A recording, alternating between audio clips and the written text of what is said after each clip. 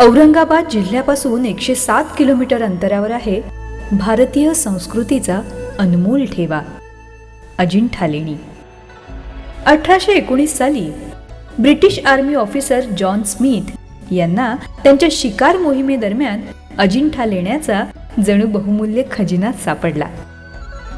पुरातत्व शास्त्रीय पुराव्यानुसार ही लेणी 2 वेगवेगळ्या कालखंडात निर्माण केली गेली. यापैकी काही इसवी सन पूर्व 2ऱ्या शतकात तर काही इसवी सनाच्या 6व्या शतकात निर्माण केली गेली.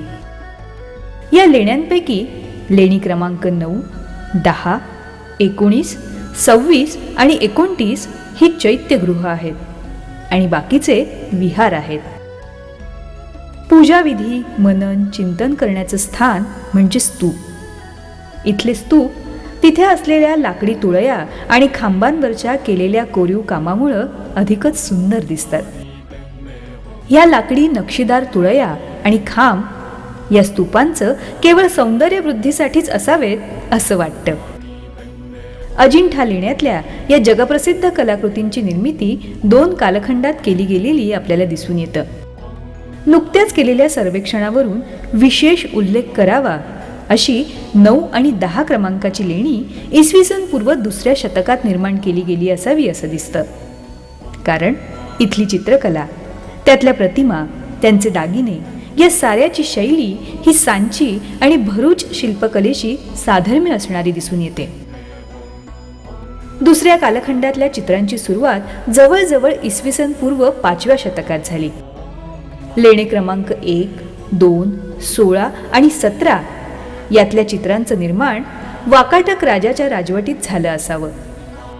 बोधप्रद जातक कथा, भगवान बुद्धांच्या जीवन प्रवासातील काही निवडक प्रसंग तसंच त्यांचं सामाजिक जीवन यावर आधारित कलाकृती आपल्याला इथे बघायला मिळतात. छतावरचं कोरीव काम, मग त्या भौमितीय रचना असो की फुलांची कलाकुसर, त्यानं इथलं सौंदर्य वृद्धिंगतच होतं.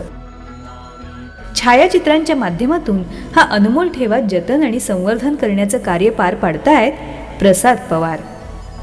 या अनमोल अशा सांस्कृतिक ठेव्याचं जतन व्हावं, यातल्या चित्रांचं, त्यांच्या रंगांचं यथार्थ दर्शन व्हावं, यासाठीच अजिंठा लेण्यातल्या चित्रांचं छायाचित्राच्या माध्यमातून दस्तऐवजीकरण करण्याचा हा संकल्प. अजिंठा लेण्यातल्या कलाकृतींची छायाचित्र घेणं हे एका छायाचित्रकारासाठी आव्हानात्मकच काम आहे. कारण तिथे असणारा स्वच्छ उजेडाचा अभाव, त्यामुळंच अत्यंत कमी प्रकाशात हे काम केलं गेलं. अजिंठा लेण्यातल्या कलाकृतींच्या छायाचित्रीकरणासाठी पुरेसा प्रकाश असणं फार महत्त्वाचं आहे. पण तिथे असणारा प्रकाश इतका कमी आहे की काही ठिकाणी रेंज फाइंडरची मदत घ्यावी लागली. प्रसाद पवार यांनी जी छायाचित्र घेतली त्यात जातक कथा, भगवान बुद्धांचा जीवन प्रवास, त्यांची सम्यक शिकवण सविस्तरपणे रेखाटलेली आपल्याला दिसते. त्यासाठी या कलाकृतीत वेगवेगळ्या मनुष्याकृती, त्यांची वेशभूषा, त्यांचे दागिने, शस्त्रास्त्रे, वादनाची साधनं, घरगुती वापरातल्या वस्तू, वास्तुकला, निसर्गचित्र ज्यात डोंगर, दर्या, प्राणी, पक्षी सविस्तरपणे रेखाटलेले दिसून येतात. छायाचित्रणाच्या अत्याधुनिक तंत्राद्वारे अजिंठा लेण्याच्या चित्रांचा अनमोल ठेवा जतन आणि संवर्धन करण्याची प्रसाद पवार यांची मोहीम. सद्यस्थितीत अजिंठा लेण्यातल्या काही चित्रांची अवस्था दुरुस्ती पलीकडची आहे. अर्थातच त्यांची मोठ्या प्रमाणात झीज झाली आहे आणि यामुळंच आपण तिथल्या कलाकृती पूर्ण पाहू शकत नाही. म्हणूनच तिथे चितारलेल्या कथांचा, शिकवणींचा अर्थही आपण लावू शकत नाही. उत्सुकतेनं अजिंठा लेण्याला भेट देणारा पर्यटक, कलाप्रेमी यामुळंच तिथल्या सुंदर चित्राकृतींचा आस्वाद घेऊ शकत नाही. प्रसाद पवार यांनी या अमूल्य अशा ठेव्याचं डिजिटली जतन आणि संवर्धन करण्याचं ठरवलं. यासाठीच सगळ्यात महत्त्वाचं होतं मूळ चित्रांशी रंगसंगती साधणं. त्यानंतरची पायरी म्हणजे पाली आणि इतर भाषातल्या संदर्भ ग्रंथातून अभ्यास करून चितारलेल्या प्रसंगांचे, गोष्टींचे संदर्भ मिळवून त्या समजावून घेणं, त्यावरून चित्रांचे अंदाज बांधणं आणि त्यानुसार त्या चित्रांचे झीज झालेले भाग जुळवणं हे फार गरजेचं होतं. यातली आणखी एक महत्त्वाची पायरी म्हणजे इसवी सन पूर्वातली आणि इसवी सनातली चित्रकला, रंगसंगती, आकार, पोत, मोजमाप आणि शैलीचा अभ्यास करणं. आणि या साऱ्याचा शेवटचा टप्पा म्हणजे अर्थातच या कलेचा मानबिंदू अधिकृतरित्या डिजिटली जतन करून संवर्धन करणं. खरं तसं पाहिलं तर ही डिजिटल रिस्टोरेशनची प्रक्रिया अत्यंत वेळखाऊ आणि कंटाळवाणी आहे.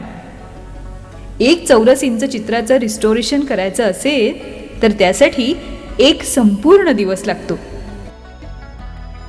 त्यामुळंच हे एवढं मोठं काम कुशलतेनं पूर्ण करण्यासाठी अनेक दशकं लागू शकतात. तसंच यासाठी भक्कम आर्थिक पाठबळाची देखील आवश्यकता असते. अत्तदीपभव स्वयंप्रकाशित व्हा अभियान आंतरराष्ट्रीय प्रदर्शन. अजिंठा लेण्यातल्या चित्राकृतींची शैली खरोखरच अद्वितीय आहे, पण तिथे प्रकाशाची कमतरता आहे. तसंच पर्यटकांना या कलाकृती तिथे लावलेल्या बॅरिकेड्समुळे 12 फुटांच्या अंतरावरून बघणं बंधनकारक आहे. शिवाय एक लेणी बघण्यासाठी केवळ 10 मिनिटाचाच वेळ दिला जातो. त्याचबरोबर पर्यटकांच्या एकाच वेळी होणाऱ्या गर्दीमुळं कुणीही या कलाकृतीवर लक्ष केंद्रित करू शकत नाही. पर्यायानं या अद्वितीय अजोड अशा कलेचा कुणीच आस्वाद घेऊ शकत नाही. अत्तदीपभव स्वयंप्रकाशित व्हा अभियान हे प्रसाद पवार यांनी आयोजित केलेलं प्रदर्शन केवळ सामान्य प्रदर्शन नाही, तर ती एक सुखद अनुभूती आहे. कलाप्रेमी तसंच सर्वसामान्यांसाठी देखील ही एक दुर्मिळ अशी संधी आहे की या प्रदर्शनाद्वारे आपण भगवान बुद्धांच्या जातक कथा, भारतीय संस्कृतीशी निगडीत उत्तमोत्तम कलाकृतींचा अद्वितीय वारसा जवळून पाहू शकणार आहोत. या एकमेवाद्वितीय प्रदर्शनाच्या फ्युजनचा तर आपण आस्वाद घ्यालच, पण त्याबरोबरच याविषयीचे वर्कशॉप्स आणि तज्ज्ञ वक्त्यांची याविषयी अभ्यासपूर्ण लेक्चर्सही आपण ऐकू शकणार आहात. प्रत्येकालाच अजिंठा लेण्याला जाता येईल, भेट देता येईल असं नाहीये. म्हणूनच प्रसाद पवार फाउंडेशननं एक आंतरराष्ट्रीय प्रदर्शन आयोजित करण्याचं ठरवलं आणि ते जगातल्या जवळजवळ 100 करोड लोकांपर्यंत नेण्याचा त्यांचा मानस आहे. आणि कदाचित यातूनच भविष्यातल्या इतिहासकारांना आणि कलाकारांना सकारात्मक प्रेरणा मिळणार आहे.